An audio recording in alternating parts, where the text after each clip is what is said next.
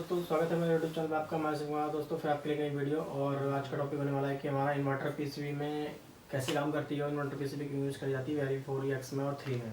तो inverter PCB का मतलब क्या रोल है वेरी 4X 3 में, और इन्वर्टर पीसीबी में क्या क्या कंपोनेंट होते हैं, कौन से कंपोनेंट क्या कमांड देते हैं, और इन्वर्टर पीसीबी में एसी जो 3 फेज आता है वो एसी या डीसी चलता है, एसी चलता है, वो मैं सब आपको बारे में बताऊँगा इसके बारे में, इन्वर्टर पीसीबी का जो रोल है। और इस वीडियो को लास्ट तक जरूर देखना, जब आपको समझ में आएगा कि इन्वर्टर पीसीबी का क्या काम है और वीआरवी में कितना उसका महत्व है। आपने देखा होगा कि वीआरवी में इन्वर्टर फुल्ली इन्वर्टर लिखा होता है कि इन्वर्टर 3, इन्वर्टर 4, इन्वर्टर 5। तो उसके बारे में भी मैं आपको बताऊंगा। तो वीडियो स्टार्ट करने में चैनल को सब्सक्राइब कर लें, प्लस का बटन दबाएं जो चैनल पर नए हैं। तो दोस्तों वीडियो को लास्ट तक जरूर देखना। आइए टॉपिक को स्टार्ट करते हैं। तो दोस्तों देख सकते हैं मैं लिखा हुआ है कि वीआरवी में इन्वर्टर पीसीबी का क्या काम है और कैसे काम करती है, इसके बारे में आपको बताता हूँ। तो दोस्तों देख सकते हैं ये हमारा इन्वर्टर पीसीबी है, जैसे कि मैंने नीचे लिखा भी है इन्वर्टर पीसीबी। तो ये पूरी जो है ये इन्वर्टर पीसीबी है। उस इन्वर्टर पीसीबी के अंदर ये कंपोनेंट है। बेसिकली मैं इसमें पूरे कंपोनेंट तो शो नहीं कर पाऊंगा, क्योंकि इसमें जो मेजर कंपोनेंट है मैं आपको उसी के बारे में बता दूँगा। तो ये इसमें कुछ कंपोनेंट हैं और ये इसके बारे में कुछ लिखा हुआ भी है साइड में, किस क्यों लिखा हुआ है कि क्या क्या कैसे क्या वोल्टेज आती है, कैसे क्या आउटपुट और इनपुट कैसे निकलते हैं। और ये हमारा कंप्रेशर के टर्मिनल है। दोस्तों इन्वर्टर पीसीबी का जो ये रोल है वेरी 4 में और 3 में और एक्स में। तो वेरी 3 में इन्वर्टर पीसीबी भी लगी होती है, क्योंकि उसके अंदर एक इन्वर्टर कंप्रेसर होता है। वेरी 4 में 2 कंप्रेसर इन्वर्टर होते हैं, वो फुल्ली इन्वर्टर होता है। वेरी एक्स भी आपका फुल्ली इन्वर्टर होता है। तो इन्वर्टर पीसीबी का काम क्या होता है कि जो हमारी कंप्रेसर लगे, इन्वर्टर कंप्रेसर लगे हुए हैं, उनको कमांड देना, मतलब उनको अपने अकॉर्डिंग रन करना अकॉर्डिंग टू टेम्परेचर, कि नीचे रूम में या कहीं ऑफिस में या बिल्डिंग में क्या रिक्वायरमेंट है, तो उसके अकॉर्डिंग इन्वर्टर पीसीबी कंप्रेसर को रन कराती है। बाय उसकी जो कंप्रेसर की जो आरपीएम है उसको अप एंड डाउन करती है, वो इन्वर्टर पीसीबी के थ्रू ही होती है, क्योंकि उसकी इन्वर्टर पीसीबी से जो कमांड जाती है वैसे ही कंप्रेसर रिएक्ट करता है। अगर उसको नीचे रूम में अगर टेम्परेचर हाई है, उस अगर रिक्वायरमेंट है कूलिंग की, तो उसमें क्या होगा कि हमारा इन्वर्टर पीसीबी को कमांड आएगी कि वो कंप्रेसर को फुल लोड पे चलाए। तो उसके लिए क्या करेगी, इन्वर्टर पीसीबी हमारी जो पावर जो इन्वर्टर पीसीबी सारी होती है, वो क्या होता है कि इन्वर्टर पीसीबी पावर जनरेट करती है हमारे कंप्रेसर को। वो कमांड देगी कि उसको इन्वर्टर पीसीबी को कंट्रोल पीसीबी से कमांड मिलती है और इन्वर्टर पीसीबी के थ्रू कंप्रेसर को मिलती है। तो इन्वर्टर पीसीबी कमांड देगी हमारा कंप्रेसर को कि उसको और लोड पे चलना है और तेज चलना है और उसको मतलब हाई एम्पेयर पे जाना है, ताकि वो हमारे नीचे जो रिक्वायरमेंट है टेम्परेचर की उसको वो पूरा कर सके। तो जब तक वो उसको टेम्परेचर को मेंटेन नहीं करेगी, जब तक हमारी इन्वर्टर पीसीबी हमारी इन्वर्टर कंप्रेसर को पूरी फुल कमांड देती रहेगी, जब तक हमारा इन्वर्टर कंप्रेसर फुल एम्पेयर पे चलता रहेगा, जितने उस पर एम्पेयर पे लिखे होते हैं कंप्रेसर पे। तो ये बेसिकली काम होता है इन्वर्टर पीसीबी का, कंप्रेसर का। तो उसको जो कमांड मिलती है वो हमारी नीचे रूम में या एसी जहाँ भी हमारा इंडोर लगा होता है उसके थ्रू हमारी इन्वर्टर पीसीबी को मिलती है, हमारे कंट्रोल पीसीबी के थ्रू। तो दोस्तों मैंने आपको बताया था कि ये हमारा इन्वर्टर पीसीबी का स्ट्रक्चर है, इमेज।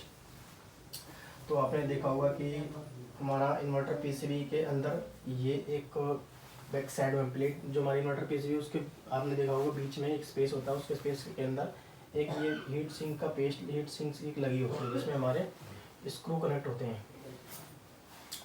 तो ये जो स्क्रू लगा होता है इसके बारे में भी आपको बताता हूँ अभी कि इसका क्या काम होता है। इन्वर्टर पीसीबी की जो हीट होती है उसको रिमूव करता है। मैं अभी इसके बारे में पूरा बताऊँगा आपको, फिलहाल मैं अभी आपको इसके बारे में बता देता हूँ। तो इन्वर्टर पीसीबी को कमांड कैसे मिलती है या उसको पावर कैसे मिलती है वो भी मैं आपको बताता हूँ। तो इन्वर्टर पीसीबी की जो हमारी नॉइज फिल्टर पीसीबी है, इससे पहले मैंने एक वीडियो बनाई थी इसमें नॉइज फिल्टर पीसीबी, तो उसके में कैसे पावर आती है वो भी मैंने आपको सब कुछ बताया था। तो इन्वर्टर फिल्टर पीसीबी से हमारी कमांड मिलती है, पावर आती है हमारी इन्वर्टर पीसीबी को। तो दोस्तों देख सकते हैं यहाँ मैंने लिख रखा है main power noise filter PCB, ये L1 L2 L3। ये क्या होता है कि 3 फेस होता है हमारा, लाइन 1 लाइन 2 L3। तो इसमें क्या होता है, अगर मैं अपने न्यूट्रल चेक करेंगे 220 दिखाएगा एक फेस में, अगर फेस टू फेस चेक करेंगे 420 वोल्ट करीबन शो करेगा। तो हमारी नॉइज फिल्टर पीसीबी से पावर एकदम प्योर होके, और उसमें क्या होता है कि प्योर पावर हमारी इन्वर्टर पीसीबी को इनपुट मिलती है इस साइड से। नॉइज फिल्टर पीसीबी से पावर आएगी इन्वर्टर पीसीबी में।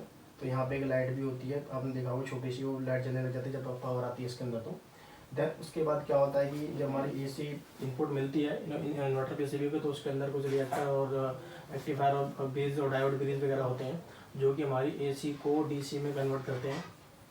फिर क्या होता है उसके अंदर दोबारा कन्वर्ट होती है डीसी से एसी, मतलब एसी इनपुट आई उसको डीसी में कन्वर्ट करा, डीसी में कन्वर्ट करते हैं। इसमें हमारा यहाँ पे दोस्तों देख सकते हैं, यहाँ पे ये जो आपने देखा होगा छोटे छोटे से डॉट होते हैं इस साइड में इन्वर्टर पीसीबी के अंदर, ये इसमें और इधर भी होते हैं, तीन तीन डॉट होते हैं, तीन इधर डॉट होते हैं। तो वो क्या होता है, वो हमारी एसी को पावर को कन्वर्ट करते हैं डीसी में, और डीसी से फिर एसी में कन्वर्ट करते हैं। तो उसके अंदर जैसे ये कन्वर्ट होते हैं, ये कन्वर्ट होने के बाद जो हमारी आउटपुट होती है वो आउटपुट निकलती है हमारी एसी वोल्टेज, वो भी आपको एसी वोल्टेज निकलेगी। उसमें भी जैसे यहाँ से हमारी एसी से डीसी में कन्वर्ट हुई, नॉइस फिल्टर से पावर है एसी से डीसी में, डीसी से एसी में कन्वर्ट हुई, तो हमारी कंप्रेसर को यूवीडब्ल्यू, जो हमारे कंप्रेसर के टर्मिनल होते हैं यूवीडब्ल्यू, वो हमारे आउटपुट होते हैं, वो आउटपुट हो गया ये कंप्रेसर के लिए। तो जैसा कि बताया एसी से डीसी, डीसी से एसी कन्वर्ट हुई, आउटपुट हमारी इन्वर्टर के पीसीबी और कंप्रेसर के लिए निकल गई। तो वो भी 3 फेस होती है। एसी वोल्टेज आप चेक करेंगे तो एसी वोल्टेज शो करेगा।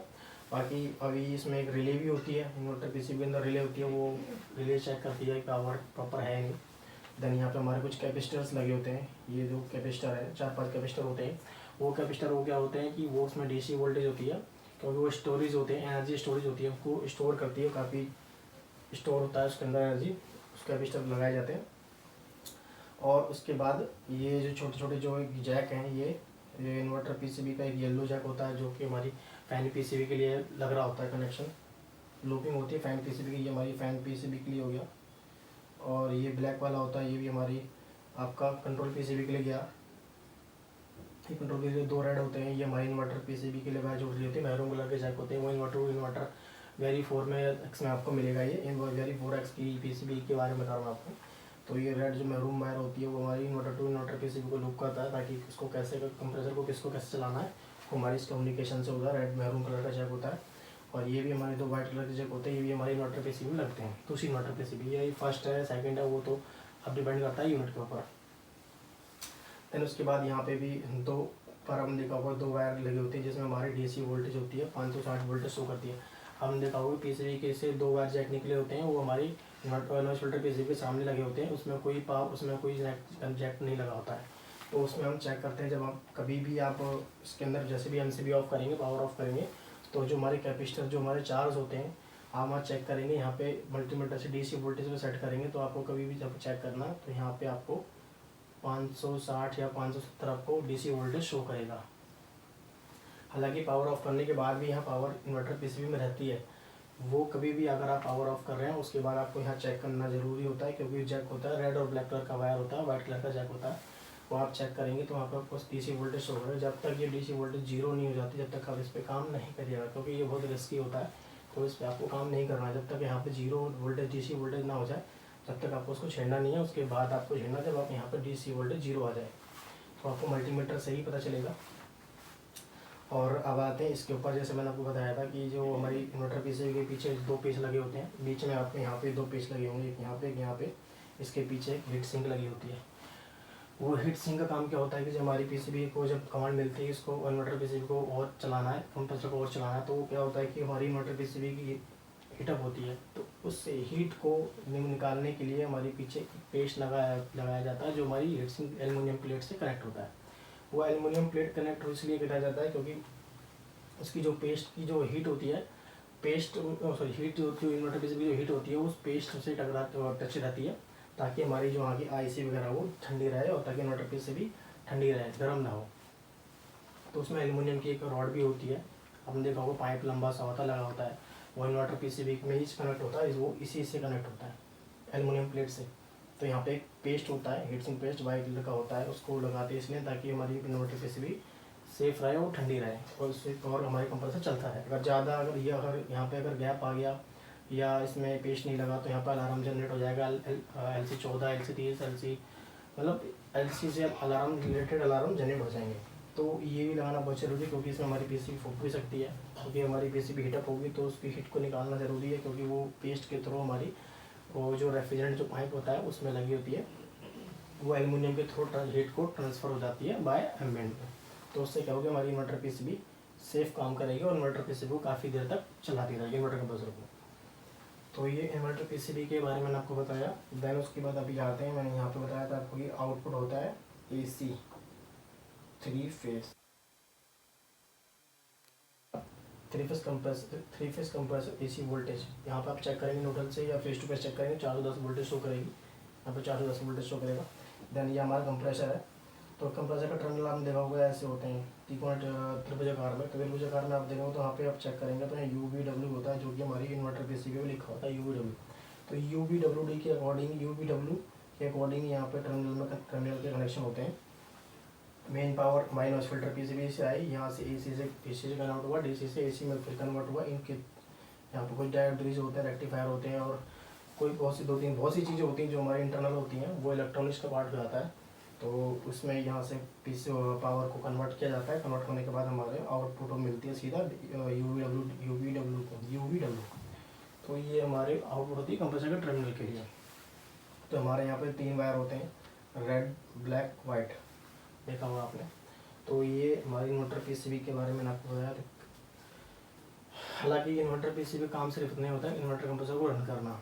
तो इन्वर्टर पीसीबी 1, 2 हमारी वैल्यू 4x में लगा होता है, 2 या 3, मतलब ये पहली और दूसरी, और हमारी वैल्यू 3 में सिर्फ एक ही इन्वर्टर पीसीबी होती है। तो अभी इसको या 1 मान लीजिए या 2 मान लीजिए, बात वही होती है। प्रोसेस जो मैंने बताया सेम वही होता है, जैसे हमारी 1 भी और 2 भी वही काम करती है।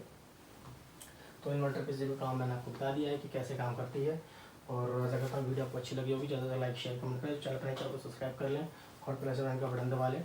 और दोस्तों इस वीडियो को ज़्यादा शेयर करें ताकि आगे जो लोगों को जो सीख रहे हैं और जो उसमें काम कर रहे हैं उनको इस चीज़ वीडियो देख के काफ़ी हेल्प मिले काम करने के लिए। तो थैंक यू फॉर वीडियो।